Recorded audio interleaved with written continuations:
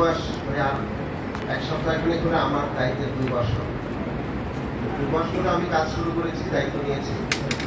দায়িত্ব নেওয়ার পরে আমি প্রথম যে জিনিসটি মনে করেছি সেটা হচ্ছে আপনাদের কাছে সবার আগে আমার আসা উচিত।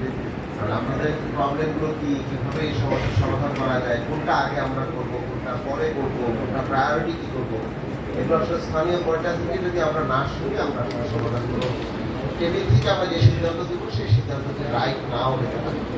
সুতরাং এটি একটি বড় বিষয়। দ্বিতীয় হচ্ছে এই জুলাইয়ে আমরা সবাই অংশগ্রহণ করেছি ফ্যাসিবাদকে বিরোধ করার ক্ষেত্রে।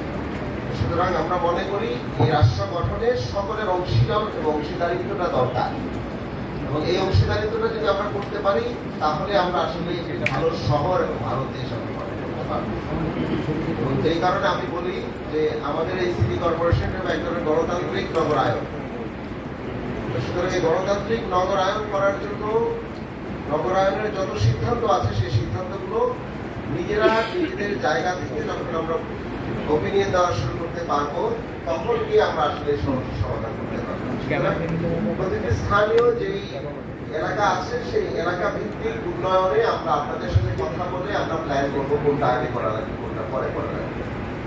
সেটারই ধারাবাহিকতা হিসেবে আমরা কেন্দ্রীয়ভাবে 18টি ওয়ার্ড নিয়ে আমরা একটি গণশুনানি করেছি। আপনারা দেখেছেন, শুনেছেন হয়তো বা